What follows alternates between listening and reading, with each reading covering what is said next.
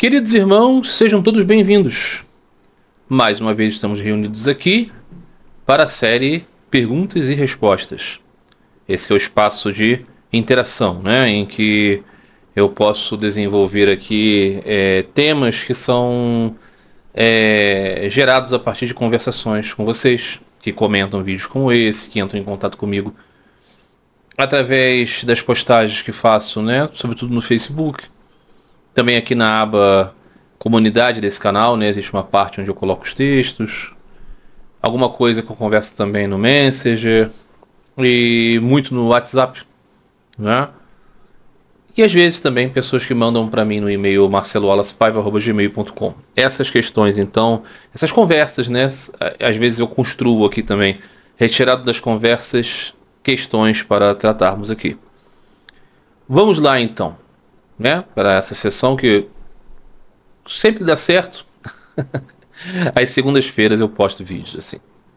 Então vamos começar hoje aqui com as questões de hoje.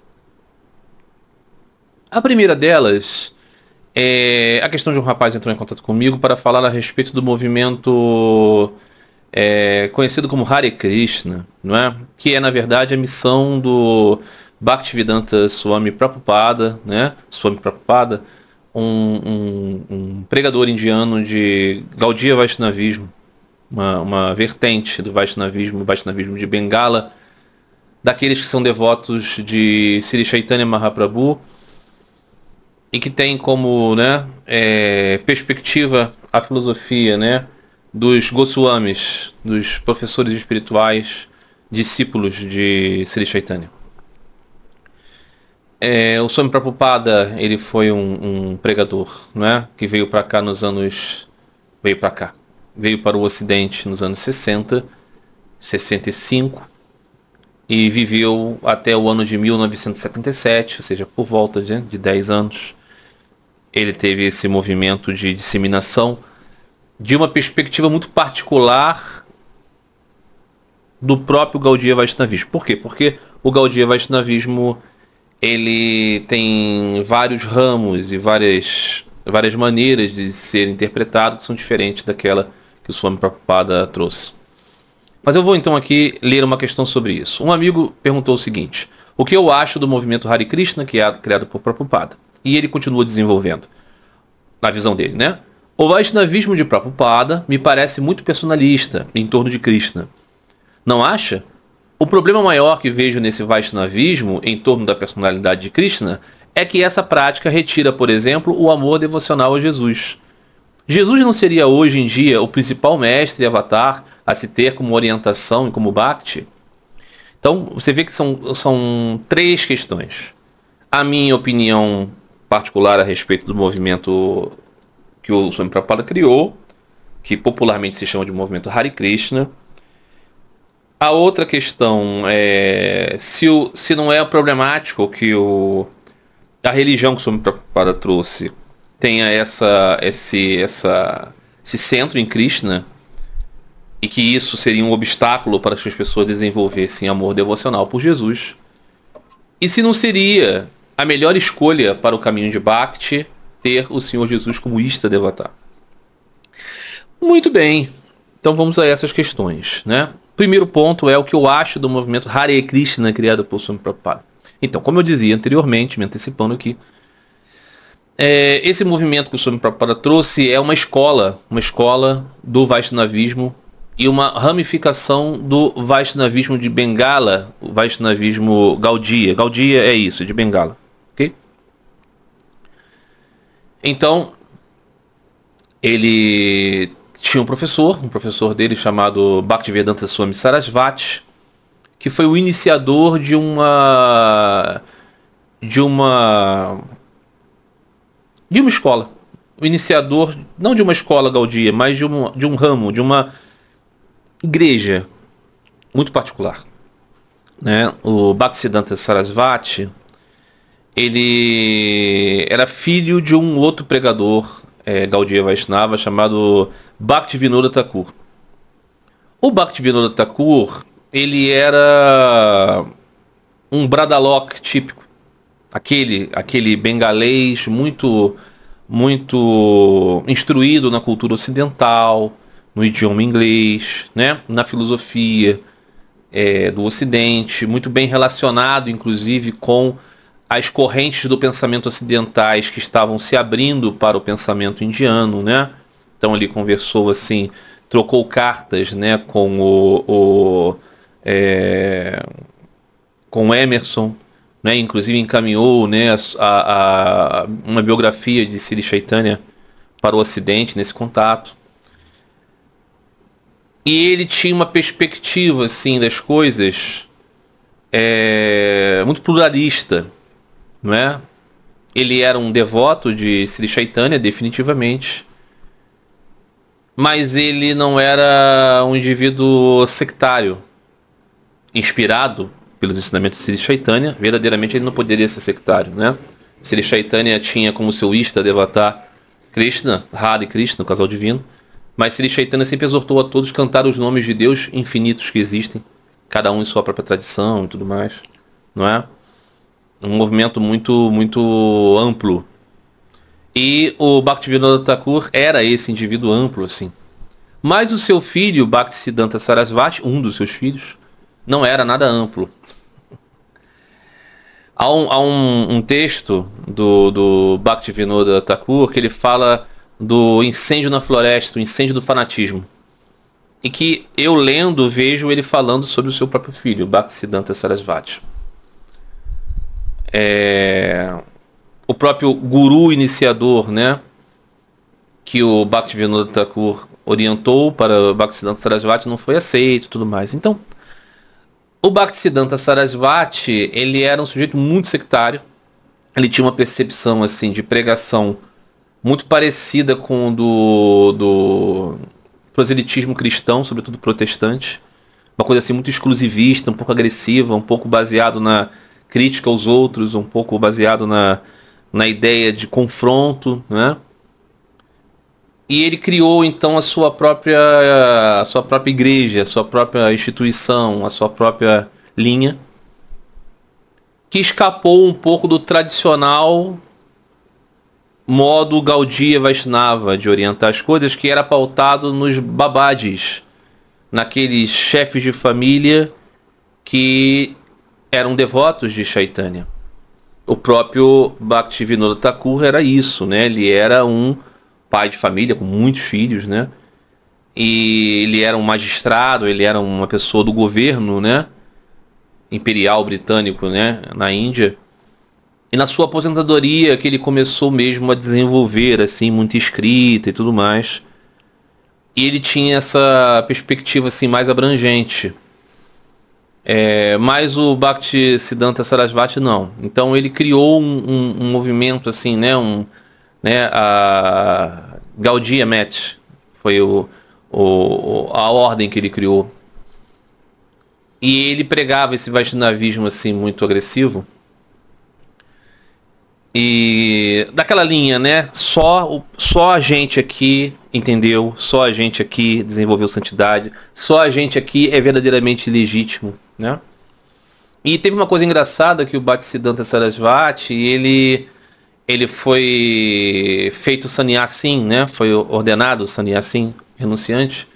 Só que ele foi iniciado pelo seu guru, não pelo seu guru vivo, mas pelo quadro do guru, sabe?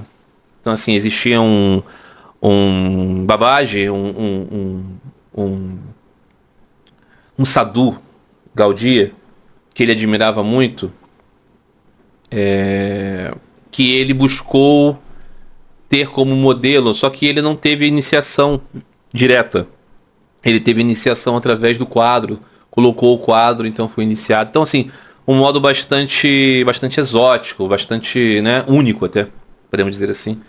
E a partir daí ele, né, criou sua própria linhagem, e ele ensinava assim, né, era muito profílico, né, em textos, fez jornais, e tinha essa ideia. Então quando ele conheceu o que depois veio se tornar o Swami Prabhupada, ele ainda era um homem casado, um comerciante, até com relativo sucesso na área farmacêutica.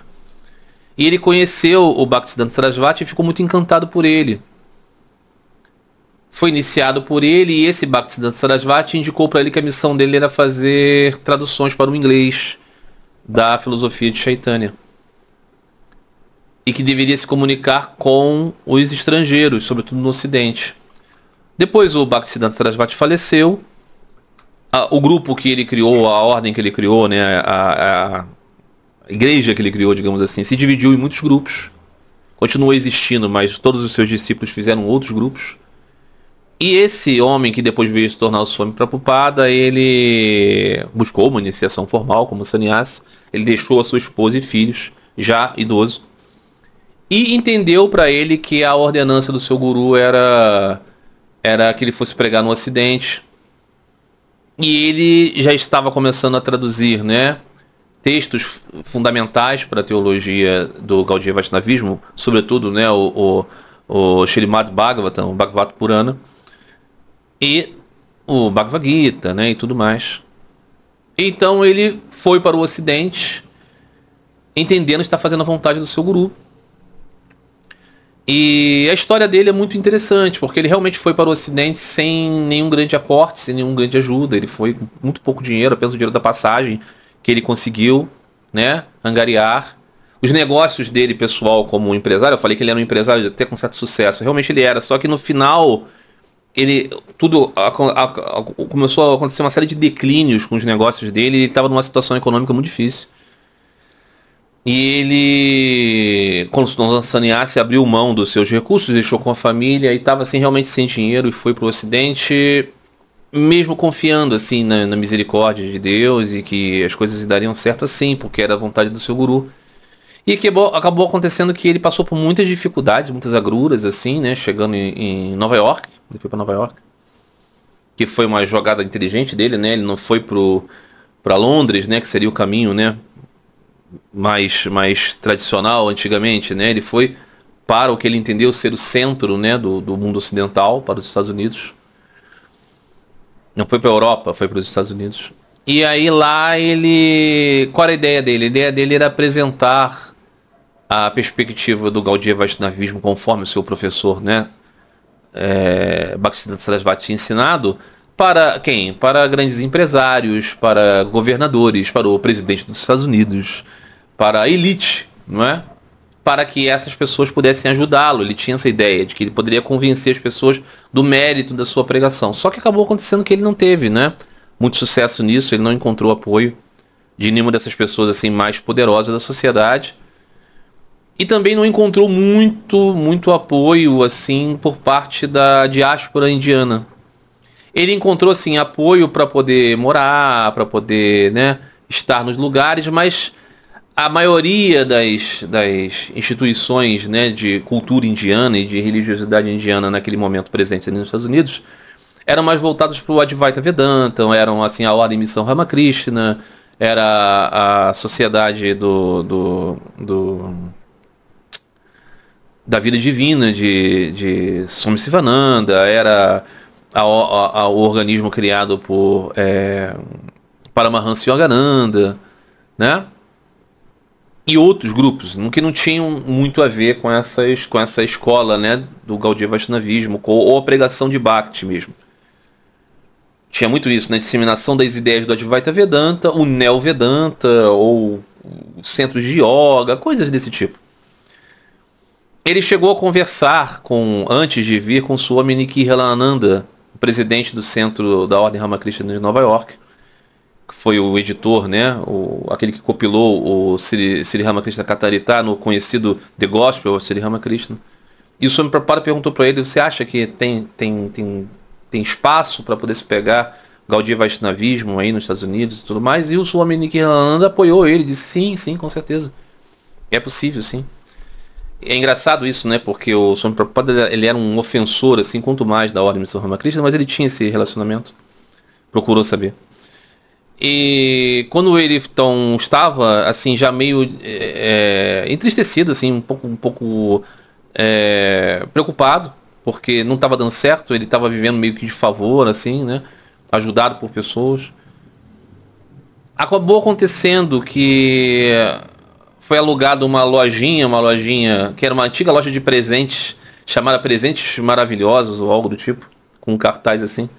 E ele estava lá, né? Assim, com seu altarzinho, repetindo o nome de Deus e tudo mais. E um grupo de jovens, estamos falando dos anos 60, né? 65, 66, 67. Um grupo de jovens muito relacionados com aquele movimento de contracultura, né? O movimento hippie, o movimento daquelas coisas, né, loucas que estavam acontecendo nos anos 70, né? Woodstock, revolução sexual, as drogas, o LSD, as questões políticas, né? 1968, essas coisas assim. Aquele espírito do tempo, né? Assim, de grande tumulto, de grande, né, revolução.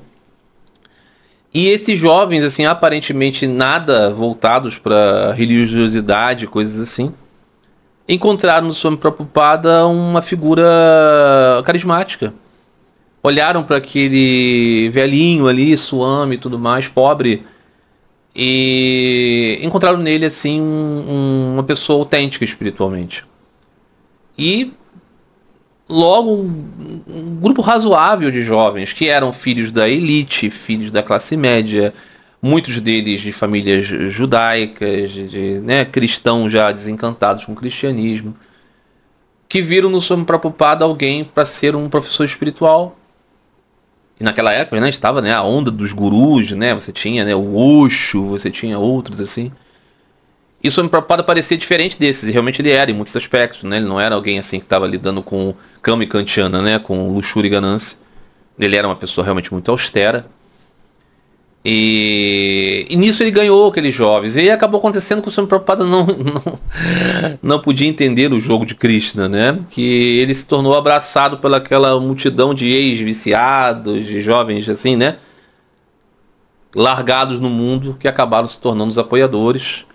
E aí ele impregnou nesses jovens assim um senso de devoção, um senso de ardor religioso muito grande. E muitos deles eram extremamente talentosos em várias coisas. Eram pessoas que tinham capacidade artística, né? Desenvolver uma arte iconográfica muito linda, né? A própria ilustrações que eu coloco aqui no fundo, muitas delas são oriundas dessa arte. Todos com ocidentais, assim, sem nenhum contato com isso, mas que logo se tornaram completamente, né, abraçadores dessa cultura. De um modo até estereotipado, né? Começaram a vestir aquelas roupas indianas, todos se vestiam como se fossem sannyasins, não eram, tudo mais. Usando tilaka, até as mulheres usando tilaka, que não é muito tradicional, né? Os jovens raspavam a cabeça. E aí o que aconteceu? Que o Swami Prabhupada logo se viu cercado de centenas e centenas desses jovens. E o movimento decolou. Junto com tudo, né? Se reunir no mesmo lugar, assim, os hippies, né? As pessoas, né? Da contracultura junto com aqueles que estavam gostando ali daquele Swami Prabhupada e do movimento que passou a ser chamado de Hare Krishna por causa do Mahamantra, né? Hare Krishna, Krishna Krishna, Hare Hare, Hare Rama, Rama Rama, Hare Hare. Então eram passados a ser chamados de Hare Krishna. E o que aconteceu? Ele conseguiu impregnar nesses jovens um senso profundo de devoção, um senso profundo de que o sentido dessa vida é buscar Deus. Isso é muito maravilhoso, muito bom. Só que junto com isso, o que aconteceu?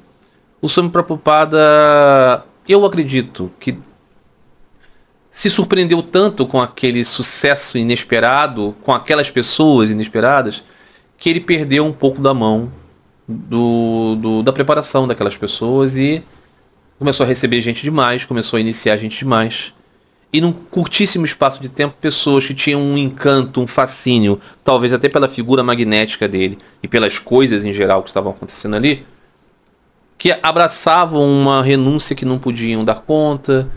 E ele tinha um processo assim, né? Ele recebia a pessoa como fiel ali, né? Como devoto, e depois a pessoa já virava um pregador, ele já virava um sannyasi, então ele casava pessoas assim. Tipo, né, juntava, né, esse jovem com esse jovem que se casem e tudo mais. E depois esse jovem vai virar sannyasi e tudo mais. Essas coisas assim. Então, e aí reunia as pessoas para viver exclusivamente como dedicados ao movimento. De distribuir livros, de viver em ashrams. Então, assim, foi um fervor profundo que acabou se transformando numa coisa muito louca, sabe? Numa coisa muito... E isso foi impactante, mas ao mesmo tempo sem raízes.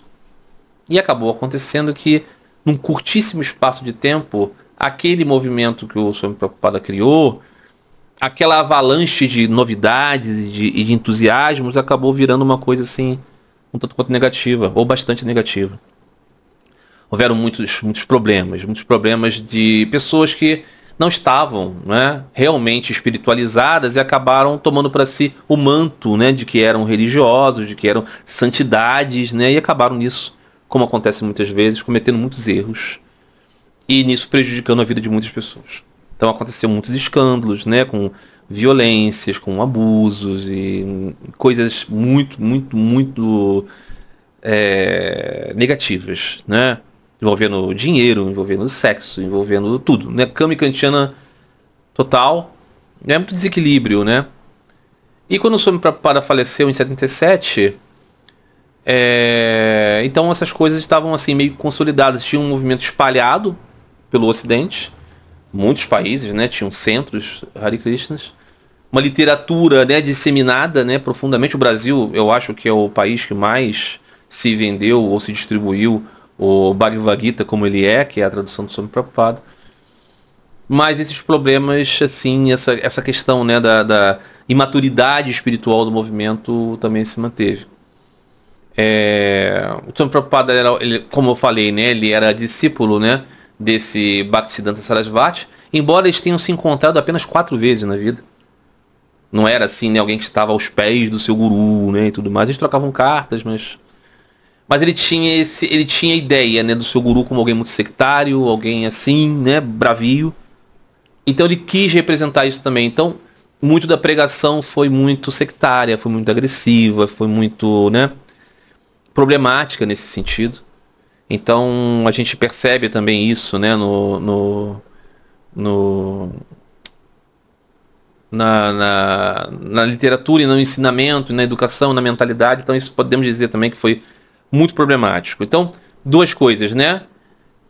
Trouxe para o Ocidente, numa época extremamente secular, numa época extremamente mundana, assim, brilhando, né, a Kali Yuga, né, em todas as suas marcas. Um movimento que fala do ardor a Deus, da busca por Deus como sentido da vida. Maravilhoso. Estávamos precisando. Ok?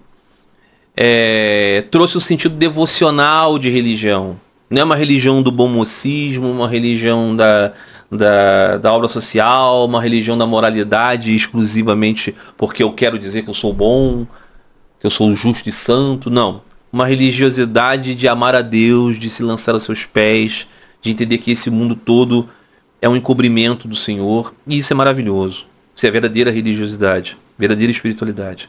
Então trouxe isso como ensinamento. Mas tudo isso muito distorcido por fanatismo, por uma certa desonestidade intelectual na pregação, uma tentativa de denegrir os outros, né, para se tornar mais, né, refulgente,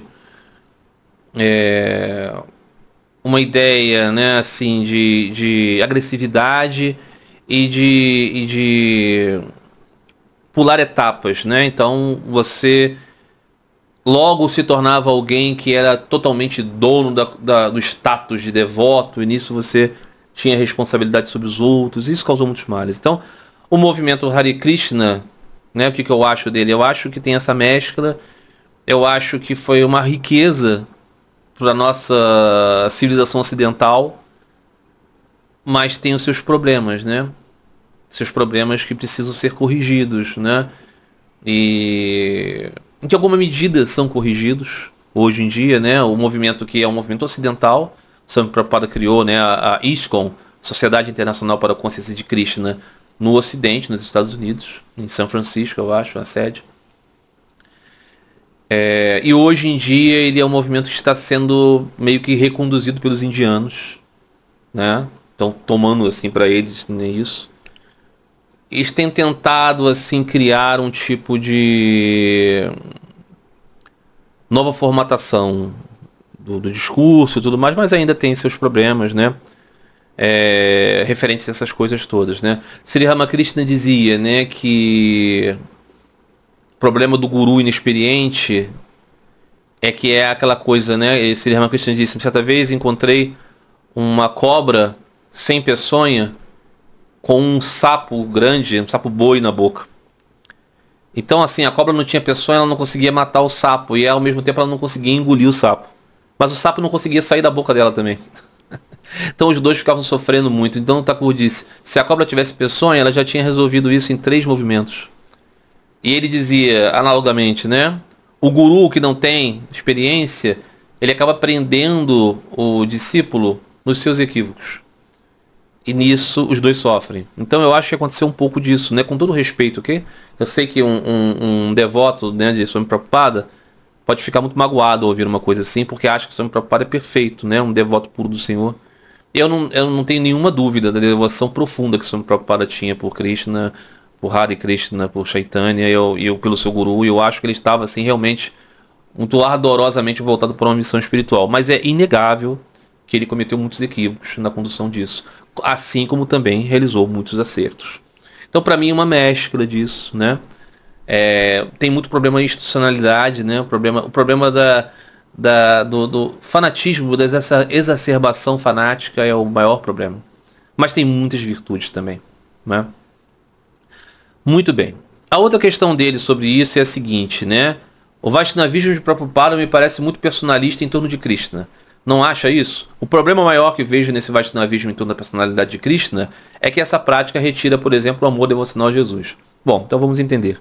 Vaishnavismo é a religiosidade que tem como centro Brahman como Vishnu. Okay? O Supremo Senhor é uma pessoa divina que é Vishnu.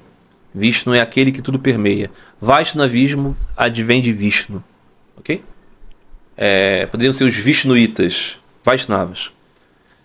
E muito se adora também no Vaishnavismo os avataras de Vishnu. Sobretudo Rama e Krishna.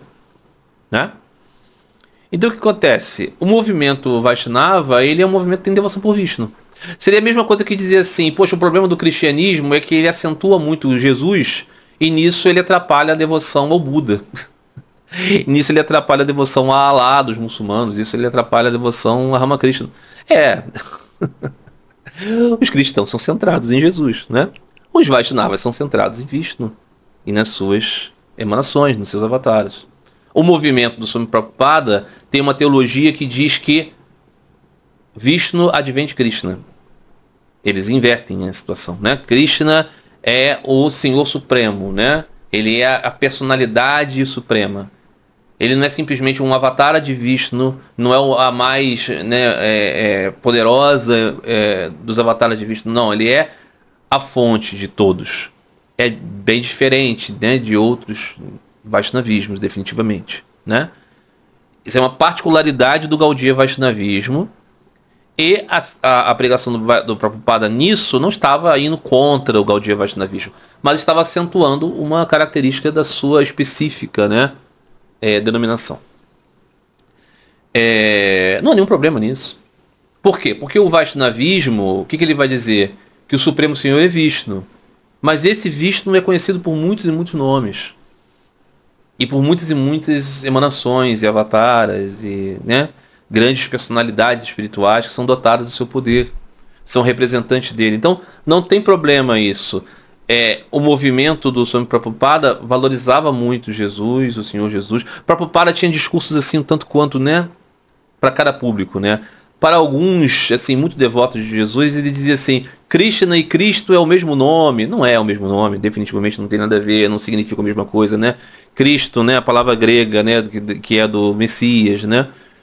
Relacionado, então, à ideia desse personagem, né, desse título, né, o Messias. Enquanto Krishna, né, significa negro, né, ou aquele todo atraente, todo atrativo. Então as palavras têm concepções, é só a sonoridade que parece, né? Mas ele falava isso às vezes. E ele dizia muitas vezes, né, Cristo é o meu guru, né? Tudo que ele diz é Vaishnava, tudo que ele diz, assim. E dizia, nós reconhecemos Jesus como ele mesmo se representou, como Filho de Deus. Ele é o Filho de Deus, ele é o representante autorizado de Deus, ele é o legítimo representante de Deus. Então, assim, qual é o ponto? É que não tem nenhum problema, né? Que uma determinada escola tenha o seu próprio Ista Devata, o seu ideal escolhido, aquela sua figura que é o centro da devoção. Mas, por exemplo, os Gaudiya Vaishnavas têm Sri Krishna, Hare Krishna. Mas evidentemente que eles sabem que os devotos de Sita e Rama são Vaishnavas e estão cultuando Deus definitivamente, não há nenhum problema com isso, né? Então, não há nada disso. Então, assim, é claro, a devoção desse movimento não é voltado para Jesus, nesse sentido. Mas, claro, eles não são cristãos, né? Qual seria o problema disso? Aí esse mesmo amigo pergunta, Jesus não seria hoje em dia o principal mestre e avatar a se ter como orientação e como Bhakti? Depende de qual for a sua orientação. Não é?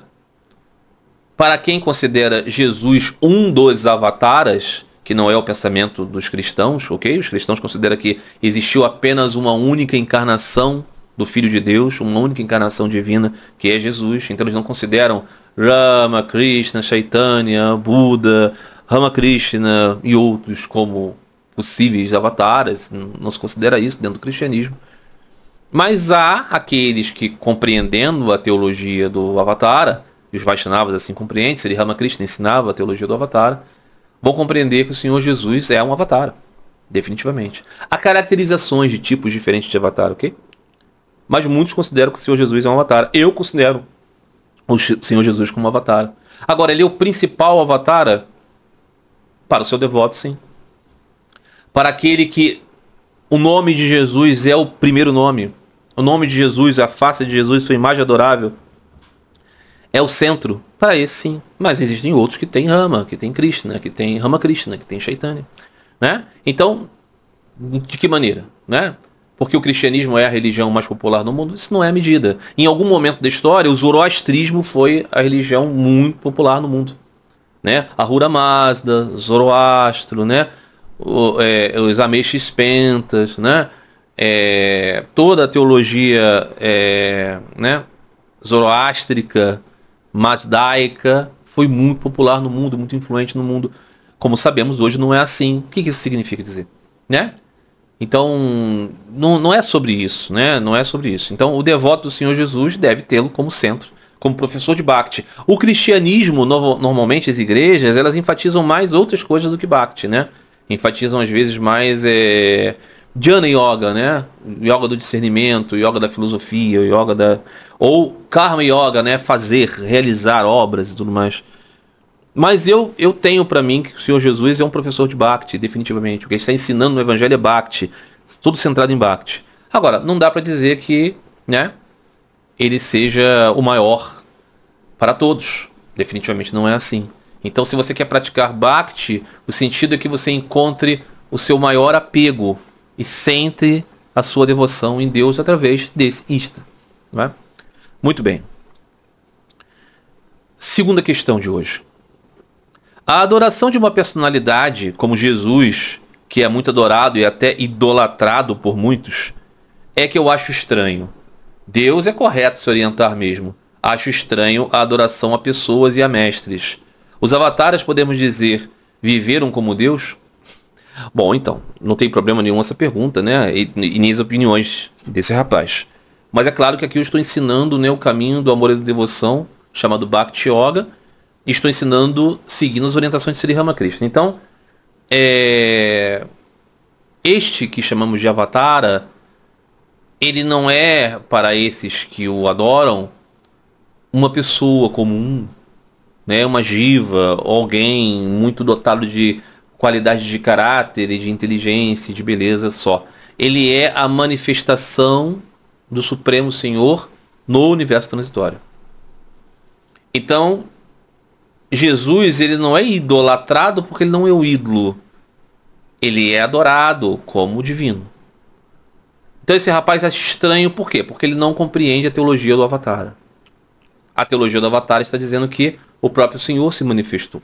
Isso está no Bhagavad Gita, né? De tempos em tempos eu tomo uma forma e habito neste mundo. Não é? Na carta aos Filipenses, São Paulo fala da kenosis do Cristo, né? E Deus esvaziou-se, tomou uma forma de servo, né? Assumiu a natureza de servo, viveu sobre esta forma, para o benefício da humanidade. Então esse mistério profundo, né? O mistério do Avatara, Sri Ramakrishna dizia, né? É apenas esse que tem o mandato, a autoridade para ensinar, né? É como se fosse um vice-rei no mundo. Essa teologia, para quem a aceita, ele não está vendo, né, em Jesus, em Ramakrishna, para os devotos de Ramakrishna, apenas uma pessoa. Então, a adoração a Deus através desta forma é legítima, nesse sentido. Agora, é quem pode compreender assim, nem todos podem, né? Então, esse rapaz não considera correto porque ele não considera o mistério do Avatar, né? Aí ele diz assim, os avatares podem dizer viveram como Deus. Então, os avatares, a teologia do Avatar é que o Avatar é uma manifestação de Deus ou de seu poder, né? Existem também as manifestações do poder plenário de Deus, né? Então, é isso, é alguém que você vê brilhando, né, como o próprio Deus no mundo. Né? Então, não viveram como Deus. São Deus aqui. Quem pode aceitar isso tem devoção. Quem não pode, não vai conseguir desenvolver devoção por esses. Né? Outra questão. Uma série de questões a respeito da questão Atman, Brahman. Né? Uma questão assim, muito sobre a lógica do Advaita. O rapaz perguntou, o Atman é Deus? Correto? Atman como si mesmo, o eu real. Então dizer que Atman é eu e também é Deus não está correto? O Advaita Vedanta afirma que Atman é eu e também Deus. Brahman é Deus e eu é Brahman? Então, Atman é uma palavra que significa eu. Perfeito? Brahman é uma palavra que significa absoluto. Paramatman significa o eu supremo. Paramatman é Brahman. O absoluto é Paramatman. O que é Atman? Atman é o nosso eu eterno. O meu eu eterno, o seu eu eterno, o eu de todos. Brahman é o supremo. O supremo eu. Assim como Brahman, caracterizado Brahman, nós estamos falando da essência de tudo. Como Paramatma, estamos falando da personalidade, da pessoa suprema. Então, cada um de nós é uma pessoa, mas a suprema pessoa é o Paramatma. Atman é Brahman? Não. Atman está em Brahman. Atman é parte de Brahman. Não é? Sri Krishna dizia isso muito claramente, né? Para Arjuna, eu e você nunca nascemos. O caso é que eu lembro e você não. Ou seja, por quê? Sri Krishna representa o Paramatman, a pessoa suprema. O Purushottama. Purusha significa homem, pessoa. O Purushottama é a suprema pessoa. Nós somos Purushas. A nossa alma, nosso Atman, o eu eterno. Então, eu é Atman. Paramatma é o supremo eu. Então nós não somos o supremo, nós somos o eu. Partes do supremo. Então nós não somos Brahman, nós somos parte de Brahman. Nós somos como Brahman eternos. Por quê? Somos parte dele. Brahman também é descrito como Satsityananda. Ser, existência e bem-aventurança. Né? Ser, consciência e bem-aventurança. Nós somos um ser, nós temos consciência e nós temos algum fragmento de bem-aventurança. Mas tudo isso é numa versão limitada. A suprema versão, nunca encoberta, é Brahman. Então, nós não somos Brahman no sentido de que nós somos o supremo. Nós somos parte de Brahman. Tudo é parte de Brahman. Então, na teologia, por exemplo, ensinada por Sri Ramakrishna, o que temos é uma união entre Brahman, o absoluto, e seu poder, sua Shakti. O que a sua Shakti realiza? O universo transitório. Então, os nossos corpos, os objetos animados, os planetas, as dimensões, tudo isso é formado das Shaktis inconcebíveis, do poder inconcebível de Deus. Né? Aquilo que Sri Ramakrishna chamava de mãe. Por isso ele dizia, né? É da mãe que advém todos os 24 princípios cósmicos. Mas ele também dizia, Brahman e sua Shakti são inseparáveis, como o fogo e o poder de queimar. Né? O fogo queima, né? O fogo é luminoso. Indissociável, né? Uma coisa da outra. Da mesma forma, aquilo que gera todo o universo é o poder da pessoa suprema. Então nós não somos a Shakti do Senhor. Os nossos corpos são manifestados da Shakti. Nós, como pessoas espirituais eternas, não somos a suprema pessoa espiritual eterna. Nós somos parte dela. Então essa é a questão. Né? O Advaita Vedanta está falando que Atman é Brahma no sentido absoluto do termo. E isso definitivamente é um equívoco do Advaita, segundo a perspectiva de Bhakti, ok? Não, nós somos essencialmente da natureza de Brahma, sim. Né? Mas ainda assim com diferenças também incontornáveis. Por isso que é uma igualdade e diferença inconcebivelmente conciliados. Porque essas são as coisas do mistério de Deus. Né? Muito bem. Outra questão da mesma escola, da mesma linha, né? Um amigo pergunta: o mestre não pode se tornar Brahman no Eu Supremo? Então o Eu não é Brahman? Então Brahman está além do Atman? Então Ramana Maharishi, ao dizer que Eu é Deus, não está correto? Então, é uma continuidade, né, dessa questão. O mestre não pode se tornar Brahman, o Eu Supremo? Não. Uma parte não pode se tornar o todo, né? Você tem uma gota do Ganges. Você coloca num copo e diz assim... Você pega um copo e pega a água do Ganges e coloca e fala assim... Aqui está o Ganges. E em certo sentido você pode falar isso. Mas você poderia dizer com mais precisão... Essa água é do Ganges. Mas o Ganges inteiro não está aqui. Não é verdade? Então se você quiser derramar aquele copo e dizer... Eu estou me banhando no Ganges... De um certo modo você pode entender isso, mas definitivamente entendemos que existe um modo mais completo. Quer dizer, o Ganges está lá, isso aqui é uma parte. Então nós somos parte do Supremo, porque Supremo significa, né, aquilo que não é parte. Então, um mestre não pode se tornar Brahma. Se admitimos a hipótese do Avatara, de que o próprio... Paramatma, a própria pessoa suprema, por sua vontade sem causa, ou seja, porque ele quis, é o seu esporte divino, né? Por isso que é a lila, né? O esporte divino do Senhor é a sua descida. Avatara significa descida. Então ele quis participar do seu jogo. Ele quis adentrar dentro do seu poder, ele está além do poder, ok? Então ele quis participar, então ele se torna Rama, ele se torna Krishna, ele se torna Jesus, ele se torna Chaitanya, ele se torna Ramakrishna, ok. Então esse mestre, ele não se tornou o Brahma, não é? Sri Ramakrishna dizia, o único guru é Satsityananda. Então se Satsityananda se faz presente numa forma visível como a do Avatara, não é que o Avatara se tornou o Brahma, é Brahman que se tornou o Avatara, não é? Então nunca existe a possibilidade de você ser um avatar. Isso não vai acontecer.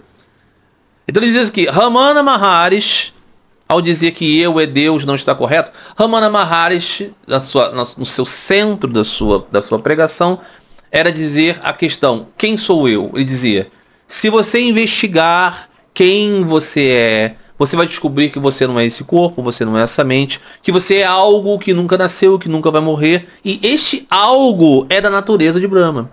Mas esse algo não é o supremo Brahman, é da natureza de Brahman. Então o Atman é da natureza de Brahman. É disso que se trata. Sri Ramana Maharishi nunca disse eu e Vishnu somos o mesmo, nunca disse isso. Ele nunca disse, Vishnu não existe, Shiva não existe, Vaikunta não existe. Não, ao contrário. Ele dizia, se eu e você existimos, como que o Senhor Vishnu não existe? Não é verdade? Então o ponto é esse. Se você tem consciência, e a consciência aqui não é intelectual, se você teve uma percepção real de que você não é esse corpo, não é essa mente, você é esta faísca de Deus, do Supremo, você sabe que você é parte dele. Muito bem. Ele, nessa mesma linha ele pergunta, se uma pessoa na Terra se torna um avatar, ela não é Deus? Ou a pessoa já nasce um avatar? Ele não entende a teologia do avatar. uma pessoa não se torna avatara. Ela pode ser reconhecida como tal, mas ela não se torna, né? Não tem assim um curso de formação básica para avatar. Não existe isso. Avatar é descida. Desceu do plano divino para o plano transitório.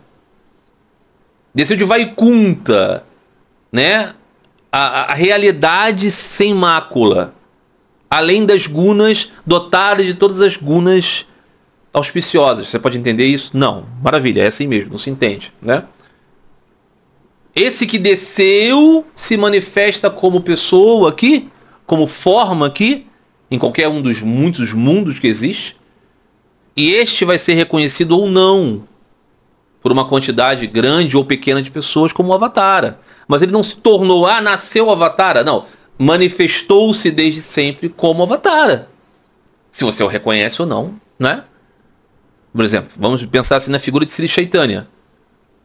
Muitos reconhecem Sri Chaitanya como avatar, outros não. Se ele é avatar independente daqueles que reconhecem ou não. Ou mesmo com o Senhor Jesus. Muitas pessoas não reconhecem o Senhor Jesus como avatar, outros reconhecem. Se ele é avatar independente daqueles que não reconhecem, né? Existe um país chamado Austrália. Digamos que existe alguém aqui que não conheça um país chamado Austrália e que não acredite que existe um país chamado Austrália. A Austrália, será que ela passa a desaparecer? Não, ela continua existindo, ela de fato existe, é um país, só que existem aqueles que não reconhecem. É só isso. Não é? Muito bem. Outra questão.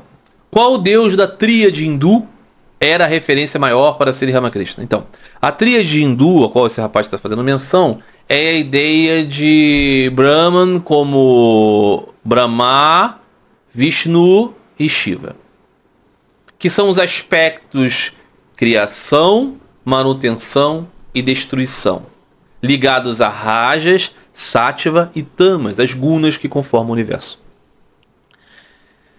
Então a ideia é que, isso está no Bhagavad Purana, que você pode compreender os aspectos de Deus, os aspectos de Brahma, através de suas gunas personificadas nas grandes deidades de Shiva, de Vishnu e de Brahma, como formas de representar essas manifestações do poder inconcebível de Deus, de gerar, de manter e de destruir. Então é disso que se trata, né? Não é exatamente assim como uma trindade, mas é uma percepção sobre os poderes de Deus.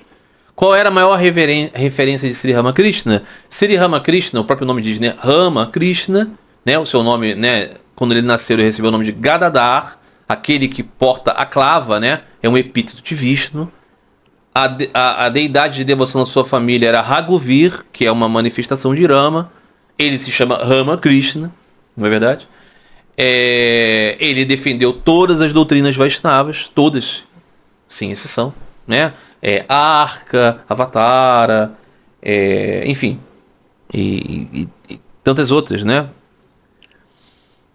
Mas o que acontece? Ele servia em um templo no qual o Ishta-Devatar, a deidade adorável ali, era a Shakti, era a forma bravia de Durga, Kali. Então ele tinha uma grande relação de amor com a manifestação do poder de Deus, Shakti. Mas ele sempre falava de Deus como pai e mãe, como Brahma e sua Shakti. Mas ele nunca caracterizou isso efetivamente, apenas e tão somente como Shiva e Durga, Shiva e Parvati, ou como Vishnu e Lakshmi, ou como Sita e Rama, como Radha e Krishna. Se você for pegar a coletânea de palavras de Sri Ramakrishna contida no Sri Ramakrishna Katarita, a maior parte será sobre Rama e Sita. A maior parte será sobre Radha e Krishna, né? A maior parte será sobre Hari. Mas ele fala também muito sobre Shiva e Durga, e claro, né, extensivamente sobre Kali. Mas então essa que é a questão. Sri Ramakrishna ensinava isso, o casal divino, eterno, não é? Brahman e seu poder. Era essa a perspectiva de Sri Ramakrishna. Não era essas escolas, né? Shaktistas, Vaishnavas, Shivaitas. Não, ele não estava caracterizado assim dentro desta percepção. Outra questão. Acabei de assistir um vídeo que eu fiz aqui. E eu gostaria... Era um vídeo sobre a série do Evangelho, ok? Do Evangelho capítulo por capítulo. E essa pessoa queria ouvir um pouco mais sobre a questão das orações, das petições que fazemos a Deus. Eu percebo que é muito comum no cristianismo, assim que sempre vejo sendo ensinado, as súplicas, as orações são sempre sobre algo deste mundo, pedidos sobre saúde, sobre proteção, sobre provisão e coisas do tipo. E as orações de agradecimento também seguem esse mesmo padrão. Agradecemos pelo que temos, pelo que conquistamos, pela casa, pela família, pelos bens. Porém, tenho percebido que isso pode ser um equívoco, já que não pedimos por coisas espirituais, como amor e devoção a Deus. Onde está a falha nesse segmento do cristianismo? Já que a oração do Pai Nosso parece que aponta para algo menos material e mais espiritual. Pois é. De fato, né, a oração do Senhor Jesus está orientando, né, para que venhamos a ter uma vida espiritual, né? Pai Nosso do céu, santificado seja o teu nome, né? Venha o teu reino, seja feita a tua vontade, como no céu assim na terra, né? O pão espiritual nos seja dado hoje, né? Seja feita a tua vontade, a vontade de Deus, não a nossa, como no céu, assim também aqui na terra, né?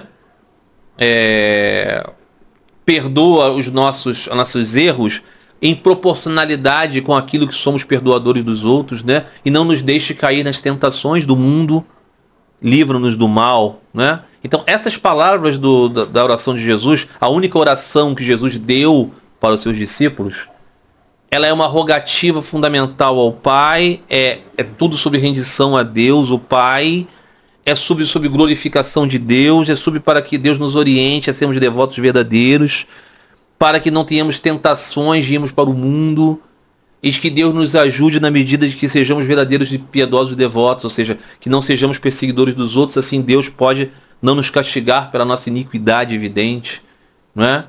Então a oração de Jesus é uma oração Bhakti, mas ela não é compreendida assim. Por quê? Porque o cristianismo ele é uma continuidade das antigas práticas dos judeus, que é uma religião de sociedade. Uma religião, os profetas ensinavam amor profundo a Deus, mas a religião que se manifestou é uma religião da sociedade, uma religião da família, uma religião do povo, uma religião do templo, uma religião da nação. Então as pessoas, por exemplo, transformaram o pão nosso de cada dia, dá-nos hoje, é o pão francês da padaria, é o pão comida, é o pão alimento. Então dai-nos, Senhor, nosso alimento para o corpo. Quando não é isso que se trata a oração do Evangelho, né? É o pão da vida, é o pão espiritual, é o maná do céu, é o pão da alma. Dá-nos hoje já, né? Então tudo é muito assim. Então as pessoas pedem realmente pelas coisas do mundo, por saúde, proteção. Por quê? O que as pessoas lembram do Evangelho? Que o Senhor curou a filha da viúva de Naim. Curou não, né? Ressuscitou. A viúva de Naim estava muito triste, ela era uma viúva, ok? E perdeu o seu filho, que desgraça. Então o Senhor ressuscitou aquele menino. Ah, então a gente lembra disso. Ele ressuscitou a filha do chefe da sinagoga, Jairo. Ele curou o sangramento da mulher hemorroísa. Ele curou o cego de nascença. Ele curou o surdo. Ele curou o leproso. Ele curou o homem de mão entrevada. Levantou Lázaro do túmulo depois que o corpo dele já estava em decomposição. Então a gente quer o quê? Viver nesse mundo, viver nesse mundo. A gente quer riqueza, a gente quer prosperidade, a gente quer, né, que Deus nos honre, a gente quer que nós sejamos, né, herdeiros do reino de Deus aqui, agora, já. E isso é uma religião do mundo. Aquele homem rico, o erudito que veio procurar o Senhor Jesus, disse: bom mestre, como faço para alcançar a vida eterna? O Senhor Jesus, olhando ele, falou: ah, tá. Cumpre os mandamentos, filho. Cumpre os mandamentos, você sabe, né? Não mata, não rouba, né? Respeita o pai e a mãe. Tá tudo aí. Aí aquele homem disse: mas mestre, isso eu faço desde que eu sou criança. E Jesus olhou para ele com amor e disse: ah, então você é daquela classe diferente, daqueles que realmente querem o pai. Então, larga tudo o que você tem, dê tudo para os mendigos e me segue. O homem não pôde porque ele tinha muitas posses. Aí Jesus disse: estão vendo como é difícil, é quase impossível para um rico entrar no reino dos céus. É mais fácil uma agulha, né? Um camelo entrar pelo buraco de uma agulha. Não importa que se o camelo é uma corda grossa ou se é um animal camelo. O negócio aqui é difícil pra caramba. Por quê? E aí Pedro disse: caramba, mas então se aquele homem que era jovem, era rico, era erudito, era virtuoso, não consegue, o que será de nós que largamos o mundo para te seguir? Então o Senhor Jesus disse para Pedro: Não depende realmente das suas habilidades, mas depende da misericórdia de Deus. Para o homem não é possível, mas para Deus é. Ou seja, se você se larga todo, deixa tudo e se dedica a Deus, pela misericórdia, se em causa do Senhor, você pode ultrapassar esta maia difícil de superar, como diz Sri Krishna. Porque este mundo é a marra, né? Maia, a poderosa ilusão do Senhor. Que você se apega aos filhos, à esposa, ao marido, à nação, à sua comunidade LGBT, à sua comunidade tradicionalista, à sua religião, o seu time de futebol, a sua ideologia política, essas coisas todas. Ao nosso corpo, não é? Nós nos prendemos a tudo isso. Aí tem a Yoga Maya do Senhor. Dentro desse mundo de ilusão, existem elementos que são dicas para lembrarmos do Senhor, encontrarmos Ele, vemos um pouquinho do seu rastro e segui-lo. Essa Yoga Maya, a magia da conexão, é quando fazemos a oração do Pai Nosso corretamente. Ó Senhor, dei-me amor por Ti, que é essa síntese. Então, é realmente essa impressão. Onde está a falha desse segmento do cristianismo? Não é o segmento do cristianismo, é todo o cristianismo. É claro que os santos transcenderam isso, escaparam disso. Os santos Bhakti, os santos místicos, os santos realmente orantes. Aqueles que muitos padres do cristianismo acham que são alienados. Eu conheço um padre católico, da Igreja Católica, que é abortista, acha que Deus pessoal não existe, mas ele é muito correto, ele celebra a liturgia direito, ele é uma pessoa bem formada, conhece línguas e tem uma comunidade, ele é sério na sua profissão como sacerdote, mas ele não acredita em nada. Não acredita em nada disso. Nada disso existe para ele. Então, para esse, o santo é alguém que, sei lá, fez alguma coisa legal para o mundo, fez alguma obra social importante, porque é isso que existe, não existe algo além. Você vive nas coisas, é mais ou menos isso. Eu ouvi isso de um padre católico, né? Então, assim, ele pensa isso, outros não pensam assim, mas outros pensam também tudo restrito a este mundo.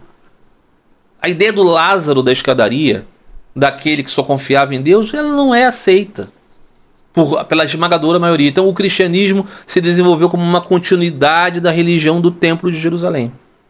É por isso, não é? Muito bem. Uma última questão de hoje. Um amigo pergunta: gostaria de tirar uma dúvida com o senhor sobre a passagem do Bhagavad Gita, especificamente a partir do capítulo 9, versículo 23. Sri Krishna parece dar a entender que nem todas as religiões são adequadas. Como o senhor vê essa passagem? Ela vai contra o universalismo de Sri Ramakrishna? Me parece um pouco sectária, apesar de Krishna dizer que, independentemente de tudo, ele aceita adoração por essas vias inadequadas. Vamos então ler, né, esta passagem do Srimad Bhagavad Gita, a canção do Senhor. Não é?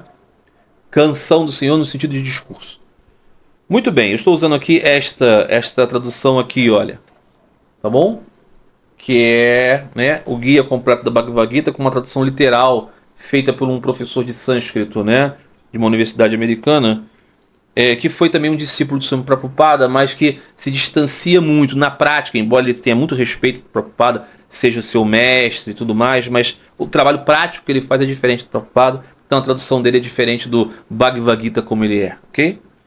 Então aqui, vamos lá ao versículo 23. Vou um pouquinho antes, né? Sri Krishna dizia: pessoas que me adoram sem pensar em ninguém mais, sempre diligentes, a elas eu trago suporte e segurança. Aqueles, no entanto, que com devoção e fé fazem oferendas a outras divindades, até elas fazem oferendas a mim apenas. E incorretamente, no entanto, pois sou o único Senhor e desfrutador de todas as oferendas. No entanto, elas não me reconhecem de verdade e por isso caem. O que significa dizer isso aqui? Sri Krishna está falando não de outras expressões do Supremo. Ele está falando daqueles nomes e formas que são reconhecidas pelos seus próprios devotos como não supremos. Como, por exemplo, Indra, na antiga perspectiva pré-védica, inclusive. Por exemplo, no candomblé você tem a ideia de um supremo Deus. Mas você tem também os orixás que são poderes de Deus, digamos assim. São grandes personalidades, poderes poderosos, a quais os devotos têm relação mais com esses orixás do que com o supremo Deus. Então, nesse sentido, você pode, às vezes, né, se relacionar com a religiosidade não indo direto ao Supremo. O Senhor Jesus, por exemplo, está nos conduzindo ao Pai Celestial. Não é verdade? Ele não está falando de um Deus da chuva, de um Deus da colheita, de um Deus dos oceanos, de um Deus da pesca, de um Deus da inteligência, de um Deus... Não, ele está falando do Supremo. É claro que o Supremo para os antigos iranianos é Ahura Mazda, ou ainda para os zoroastristas de hoje, né? O Supremo para, então, os Vaishnavas será Vishnu. Os Supremos para os muçulmanos será Allah. Mas eles todos estão se direcionando ao Supremo. Os judeus concebiam vários deuses e tinham o seu Deus como o Deus de Israel. Isso é fato. Está nas Escrituras. O Senhor Jesus caracterizava não esse Deus de Israel, mas o Supremo Deus. Estava falando deles disso, do Supremo Deus. Mas estava falando sobretudo para a tribo de Israel. Então, Sri Krishna vai continuar depois nos outros versículos dizendo o seguinte: aqueles comprometidos com deuses vão aos deuses, aqueles comprometidos com os ancestrais vão aos ancestrais, adoradores de espíritos vão aos espíritos, mas meus adoradores vão a mim. Quando alguém dedica a mim com devoção uma folha, uma flor, uma fruta ou água, eu aceito esse presente devotado de uma alma delicada. Ponto é, aqueles que entendem a ver essas outras potências e se vão a elas, elas vão com elas. E está dentro do universo de Deus, do seu poder. O que Krishna está dizendo? Que esses grandes seres são suas partes. São seus poderes. Mas o relacionamento pessoal com o Supremo Deus você tem se dirige ao Supremo. E alguém pode pensar assim, então mas se eu me relaciono com Jesus, eu também não estou escapando do Pai? Não, porque o Senhor Jesus diz, eu e o Pai somos um. Entende? Sri Ramakrishna se apresenta para nós como o quê? Como o devoto. Está entendendo? A lógica é essa. Se você dirige a sua mente, o seu coração ao Supremo, você vai ao Supremo. Se você sabe que existe um Supremo, mas você quer ficar nos seus subsidiários, você vai a eles. Os adoradores dos espíritos. O sujeito adora um espírito de uma árvore. Ele sabe que esse não é o Supremo Espírito, mas ele tem uma relação. Então essa vinculação está ali. Não é? O espírito da árvore lá, ele é independentemente do Supremo Senhor? Claro que não, ele é seu poder, é sua manifestação também. Só que ele não é uma relação direta com ele. Então não há aqui um sectarismo.